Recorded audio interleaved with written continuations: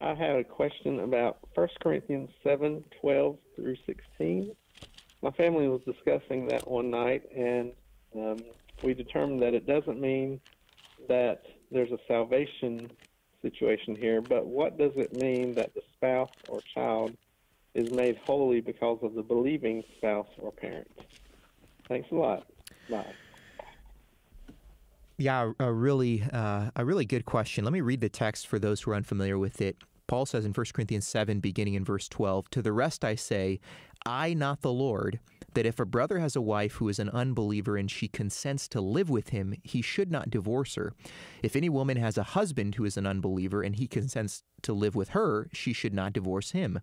For the unbelieving husband is made holy because of his wife, and the unbelieving wife is made holy because of her husband. Otherwise, your children would be unclean, but as it is, they are holy."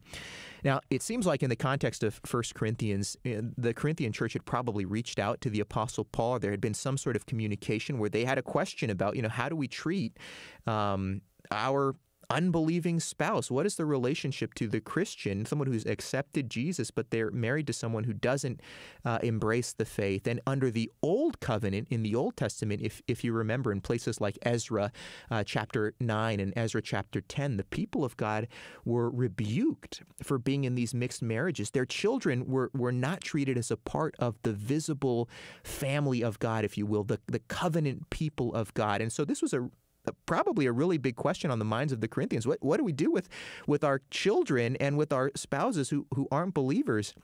And Paul says, here's something that's so wonderful about the new covenant is by virtue of the fact that one of the spouses is a believer, he says, your children are holy. They belong to the Lord. That language, holy, unclean, it's taken from the book of Leviticus.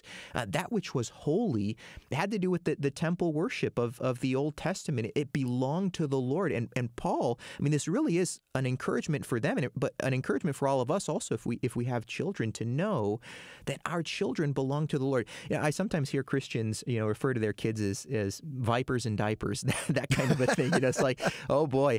But no, to know that the Lord expects us to include them in this visible worship of his people, that he treats them as holy. And you're right, brother. That doesn't mean that they're just born again by virtue of the fact that they're our children. No, not at all. But it does mean that they have this special status according to God, that they're to be a part of the worshiping community, and that's how God treats them. And so it really is this wonderful encouragement that we see there in 1 Corinthians chapter 7. And so we should take it as such, and especially in a day and an age where many people are lamenting the fact that children are just leaving the church, abandoning the faith when they go off to college. It's so important for us to understand this, that God expects us as his people to bring our children up in the nurture and admonition of the Lord because they belong to him.